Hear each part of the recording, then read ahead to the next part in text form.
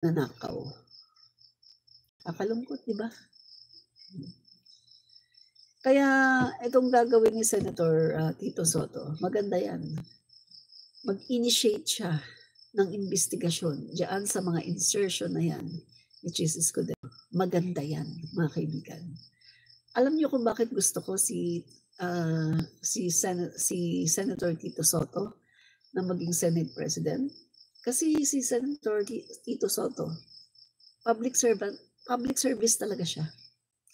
At mind you, hindi niya tatanggapin ang kanyang sweldo. Ang sweldo niya ay itutulong lang niya sa taong bayan. Hindi siya tatanggap ang sweldo para lang ito pantulong sa taong bayan. Talagang siya, public servant. Kaya ako mas gusto ko si Tito Soto ang maging Senate President. Diba? Yan. So, walang alam siya, oh. Walang alam mo. Ano daw ang nagawa ni Tito Soto? Halatang walang alam. Bugok. DDS ka, no? Funny you. DDS ka, no? Halata eh. Kasi bugok ka eh. Kasi hindi mo alam eh. Nagtatanong ka anong nagawa. Bugok ka, bugok.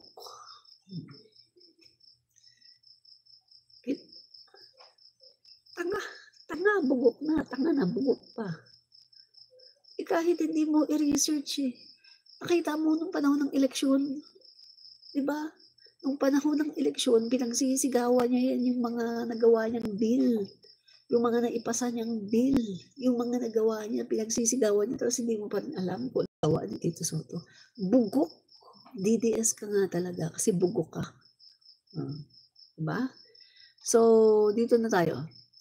Habang tumutulong si Speaker Martin Romualdez para sa mga binabahang Pilipino, mga kaibigan, at mabilis ang pagko-coordinate sa mga LGU para maipamigay ang AKAP at ang iba pang mga tulong, mga kaibigan, ang Kongreso, mga kaibigan, ay may puso para sa mamamayang Pilipino. Samantala, ang 420 million na ayuda, merong tig 10 milyon, mga kaibigan, na aid or tulong para sa bawat distrito.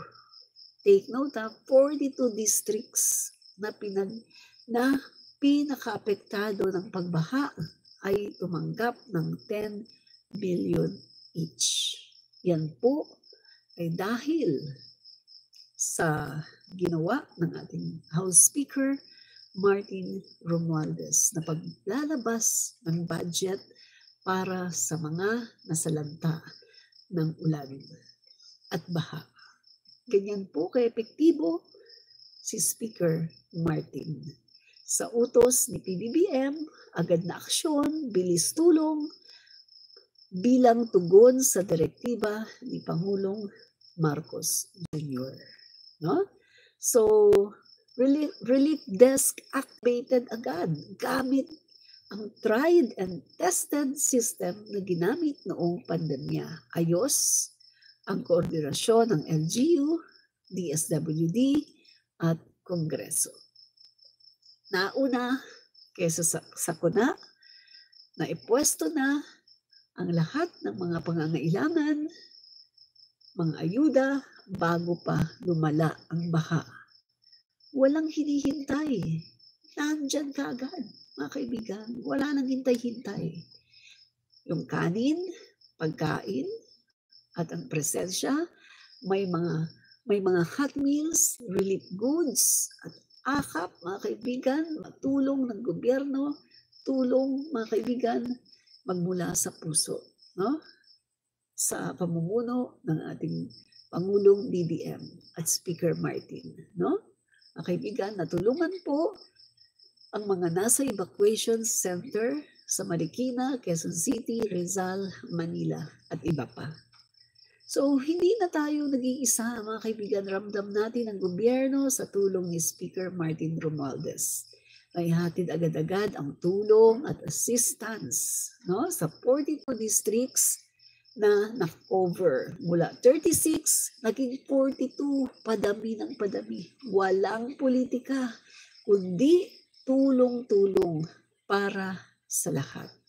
Kasama, mga kaibigan, syempre, no? Sina Congressman Abante, Congressman Chanco, tumulong din sina Atayde, Kimbo, Romulo, Zamora, Alvarez, at iba pa, no? Enabler, si Speaker Martin Romualdez. Hindi siya. Kumbaga, enabler siya, no? Enabler, hindi gatekeeper. Tumutulong, hindi lang nangunguna, no? Para mas mabilis ang serbisyo ng bawat kongresista. Ibig sabihin, si Speaker Martin Romualdez natin, mga kaibigan, ay hindi lang siya hindi lang siya yung mahilig sa yung ibang pagyayabang, katulad ng ginagawa ni VP Sara Duterte at saka ni Mr. Duterte nung siya pa ay Pangulo ng Pilipinas. Hindi lang po nagyayabang ang ating speaker, pero siya po ay napakaraming nagagawa at natutulungan at patuloy na tumutulong at patuloy pa na gumagawa ng paraan para iangat ang buhay ng mga Pilipino sa direktiba po ng ating Pangulong Bongbong Marcos, no? So, yan po mga kaibigan, no? Hindi na po naghahantay ang ating Speaker Martin Romualdez. Andyan, hindi pa natatapos mga kaibigan, hindi pa bumabaha, hindi pa umuulan, naka-preposition na ang mga pangailangan na ang mga naka-preposition na ang mga dapat na ipamigay at ang mga tulong andyan na mga kaibigan, naka-ready na kumbaga, diba? So yan po mga kaibigan, ganyan po kagaling ang ating Speaker Martin Romualdez, no? Kaya mga kaibigan, yan po ang dahilan kung bakit po selos na selos si Sara Duterte sa ating Speaker Martin Romualdez, dahil nakita po niya na si Speaker po ay napakagaling at talagang kumbaga hindi mo na kailangang pukpukin, talagang siya yung pumupukpok, no, sa mga kongresista. At makikita, no, si Speaker Martin hindi na kailangang magsalita ng marami, makita lang siya mga kongresista, talagang gumagawa ang mga kongresista. Ganyan po ang kanyang leadership. At minsan nga, kahit na hindi siya nakikita dahil nasa labas siya, nagtatrabaho, lumalabas on the ground at pumupunta sa kung saan para tingnan, inspeksyonin ng personal yung mga pangailangan ng taong bayan, no? Mga kaibigan, ang mga kongresista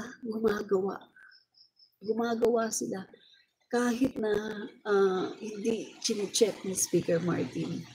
No, gumagawa sila dahil nandoon ang kanilang respeto, nandoon ang kanilang pagsunod, no, sa kanilang leader na si Speaker Martin Romualdez. Ganyan po kagaling ang leadership ni Speaker Martin Romualdez. Ganyan po ka-strong ang leadership ni Speaker Martin Romualdez. Napakagaling po niya para pong Pangulo din natin si PBBM, no? Kaya sabi ko nga, fit na fit talaga siya na maging Pangulo ng Pilipinas. Kapag siya po ang naging Pangulo ng Pilipinas, kapalit ni PBBM, talagang tuloy-tuloy ang lahat ng proyekto ng ating Pangulo. 20 pesos na bigas, murang mga bilihin, at ang lahat po ng mga pag-unlad, no, sa bagong Pilipinas ay tuloy-tuloy po yan. Kapag po ang kasunod kay PBBM ay si Speaker Martin Romualdez. Kapag siya po ang naging presidente sa 2028, yan po ang mangyayari. Talagang tuloy-tuloy ang pag-unlad ng ating bansa, no? Yan po mga kaibigan ang katotohanan, no? So, yan po guys, no, mga kaibigan. Ito naman guys, no, ano lang natin to. Tungkol po ito sa SONA. Yan. So, mga kaibigan, meron pong in-announce si Speaker Martin Romualdez, no, patungkol po sa SONA ng Pangulo. Okay, ang sabi po dito, House members support Speaker Romualdez call to shed home pageantry in SONA. Di kailangang magarbo. No? Okay, so mga kaibigan, yung madalas po na ginagawa ng mga pagpupunta ng Congress, yung iba diba ang gagarbo, pagkatapos kapag nasa red carpet, nagpapayabang ng kanilang mga suot, etc. May magmo-model pa doon sa red carpet. Tapos may mga decorations kung ano. So ngayon mga kaibigan, ang direktiba kasi ng ating Pangulo, at ito po mga kaibigan din ang gusto ng ating speaker, na maging simple, simple lang, So several members of the House of Representatives on Friday supported the call of re-elected later Representative Ferdinand Martin G. Romualdez, the Speaker of the 19th Congress, to scale down pomp, pageantry, and expenses in preparation for the Senate of the Nation Address, or SONA, State of the Nation Address, or SONA, of President Ferdinand Bongbong R. Marcos Jr. before a joint session of Congress on Monday. So the appeal is intended to show the empathy of lawmakers and those government for victims of the succession of typhoon and that struck many parts of the country this week.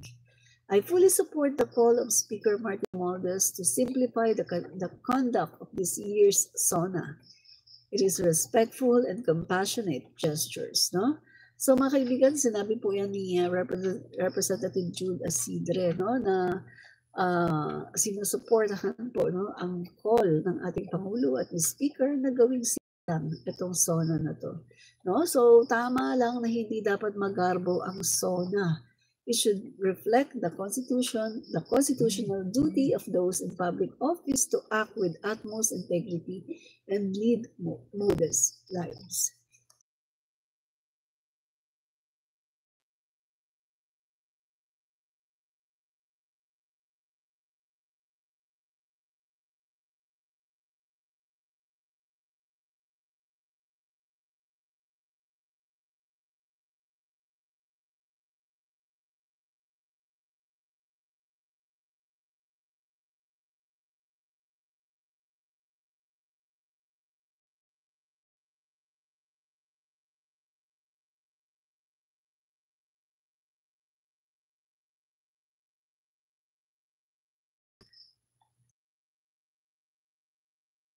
Oy, wala pala akong audio. Yan, ayan na. So sabi po dito, tama lang yan na hindi dapat magarbo ang SONA. Yan, it should reflect the constitutional duty of those in public office, no? So supporting Representative Romualdez call, Pasig City Representative Roman Romulo said, sumasang-ayon tayo sa panawagan ni Speaker Martin na gawing simple ang SONA. Ang importante sa SONA ay marinig natin ang direksyon ng administrasyon para makatulong sa ating bansa at sa bawat Pilipino. Mga kaibigan, meron pala ditong statement si VP Sara Duterte. Isang statement na talaga namang statement ng isang bugok. Statement ng isang bugok.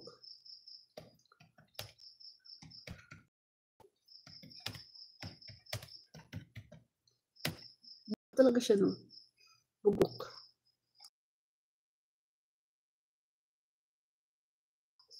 Ito po, mga kaibigan. Vice President Sara Duterte has responded to House spokesperson Princess Abante, who earlier commented that it is the Vice President's duty to listen to President Ferdinand Bongbong Marcos' State of the Nation address. Abante's remark came after Duterte was noticeably absent during the annual address, prompting questions from various sectors. In response, VP Duterte stated, wala tayong batas na nagsasabing tungkulin ng mga Pilipino ang makinig sa SONA ng Presidente. Bobo ang puta. Mapapamura ka talaga dito. Napakabobo. Bugok. Grabe mga kaibigan. Akala ko dati si Leni Robredo yung ano, yung bugok eh. Pero guys, hindi eh. Matalino pala si Leni. Ito talaga ang tunay na bugok. Bugok na, lutang pa. Ganun pa, no? Grabe mga kaibigan, sabi niya, wala naman daw batas na nagsabing tungkulin ng mga Pilipino ang makinig sa sona ng presidente.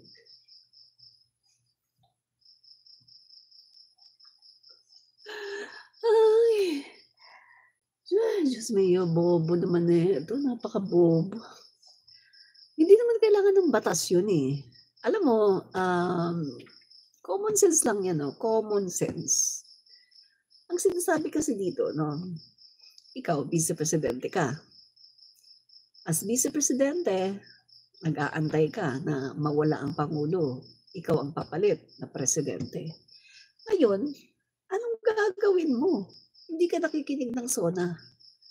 Hindi mo alam kung ano na yung state of the nation. Hindi mo alam kung anong ginagawa ng gobyerno, ng Pangulo para sa kaunlad ng bayan. Wala kang idea kung ano na ang nangyayari sa present administration kasi hindi ka nakikinig. Bobo, gaga. Napaka-bobo. Lawyer ba to? Talaga bang lawyer yan? Bakit ang bobo? Mga kaibigan, common sense lang yan eh. Kahit grade 1, alam yan. Hindi mo na kailangan ng batas para makinig ka ng SONA. Bilang isang mamamayang Pilipino, para sa akin bilang isang mamamayang Pilipino na concerned sa ating bayan, katungkulan ko na makinig sa SONA ng Pangulo para alam ko kung ano na ang state of the nation. Para alam ko kung nasaan na tayo, kung ano na ang ginagawa ng Pangulo, ng gobyerno, para masundan natin lahat yan. Para inform tayo at hindi mukhang tanga katulad ng vice-presidente. Kaya siya tanga, kaya siya bobo, dahil ilang SONA na ang hindi niya pinupuntahan, kaya tanga talaga siya. Grabe mga kababayan, ano? Ay, ano ba tong si Sarah? Adik ba to? Bakit ganito siya mag-isip? Adik yata to eh. Ganito siya mag-isip. Hindi na kailangan ng batas kumbaga para makinig ka sa Pangulo. Hindi mo na kailangan ng batas. Dito mga kaibigan, literally, parang kinukumbinsi niya ang mga tao na maging rebelde. Literally, kinukumbinsi niya ang mga tao na huwag kayong makinig sa Pangulo. Na huwag niyong pakinggan ng Pangulo, huwag kayong sumunod sa Pangulo. Literally, siya po ay isang toxic na komunistang NPA. Siya po mga kaibigan ay bitter, komunistang NPA lumalaban sa gobyerno. Yan po ang vice-presidente natin ngayon. Nakakahiya talaga na nagkaroon tayo ng ganitong vice-presidente. Kung pwede ko lang ibalik ang panahon mga kaibigan, sana sinunod ko na yung utak ko, yung gusto ko, na ang iboboto kong vice-presidente ay si Tito Sotto. Hindi ko naman talaga iboboto yan eh. Binoto ko lang yan dahil kay PBBM, dahil sinabi niya. Si Tito Sotto sana ang binoto ko. Hindi sana ako nagsisi ngayon. Diba? Kakahiya mga kaibigan. Ay, bobo. Bobo ang gaga. Ano pa? Okay. Sabi pa ha, she further explained that it's the president who holds the constitutional responsibility to deliver the SONA, not the people to listen. Bobo ang gaga. Parang sinabi na niya na sa classroom na wala naman tayong batas na sinasabi na required makinig ang mga estudyante sa teacher. Parang gano'n yan, mga kaibigan. Tanga, bobo ang gago. Bobo talaga. Grabe mga kaibigan, napaka-bobo. Bangag yata ito eh. Bangag talaga yan. Grabe. Bobo. Ganun yung ibig niya sabihin, guys, eh. Na wala namang batas na nagsasabi ng mga estudyante ay kailangang makinig sa teacher. At para na rin niyang sinasabi, no, pagdating sa classroom type na wala namang ano eh, kahit hindi naman kayo makinig sa teacher. Kasi ang teacher naman, siya naman yung katungkulan niya na magturo. Pero ang mga estudyante, wala namang katungkulan na makinig sa teacher. Ganon. Bobo. Ay, bakit tayo nagkaroon ng vice presidente na bobo? Grabe, no? Napaka-bobo talaga. Baliw pa. Sabi pa niya, ang nasa batas natin nakalagay na tungkulin ng presidente na magbigay sa ating mga Pilipino kung ano yung estado ng ating bansa. Siya yung may tungkulin. Tayo yung walang tungkuling makinig.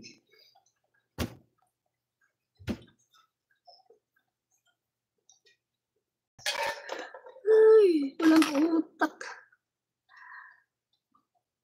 Mabuti pa yung grade 1. Mabuti pa talaga yung grade 1.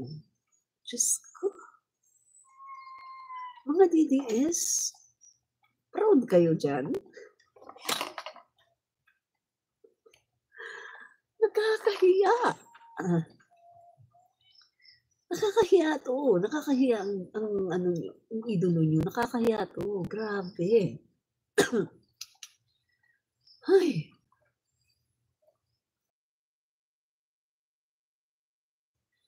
President Ferdinand Bongbong Marcos is set to deliver his fourth State of the Nation address. Nakakahiya siya. Grabe, no? Ano natin to, ikalat natin to para makita ng buong bayan kung gaano siya katanga. No? Yan, ikalat natin ito.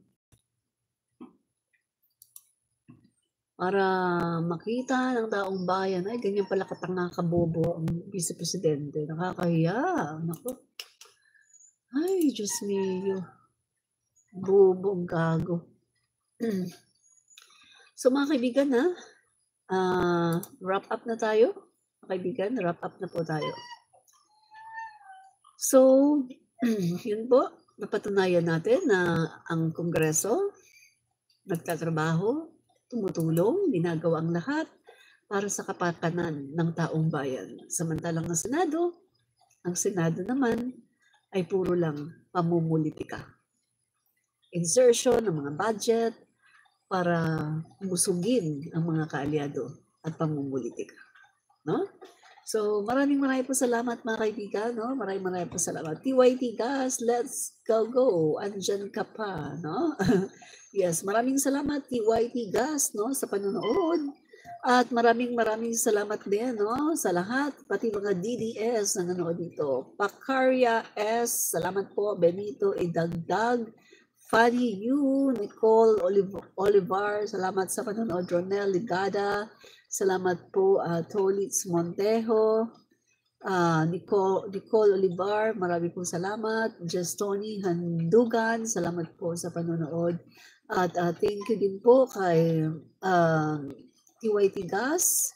Let's Go Mar, salamat po sa panonood. Gina Cabanas, marami po salamat. Sino pa? Okay. Agleserio Alido Jr. Marami pong salamat sa panonood. At kay sino pa ba? Arnel Rubia, marami pong salamat sa panonood. At thank you din po kay Fanny Yu. Sino pa ba? Nabasa ko. Nicole Olivar, salamat po. Leticia Ocampo, salamat po sa panonood. Fanny Yu, salamat po sa panonood. Nabasa ko na pala. La Ryan, salamat po sa panonood. At salamat din po kay Benito Idagdag, nabasa ko nito. Nicole Olivar, thank you kay Kuya Nelson TV. Marami pong salamat din sa panonood. Black, marami pong salamat. At Kamoting Kahoy, salamat po sa panonood. Thank you din kay Ricky Kadyang, marami po salamat. Kamoting Kahoy, marami po salamat. At salamat din po kay isa ba? Juliet Valdez, marami po salamat din kay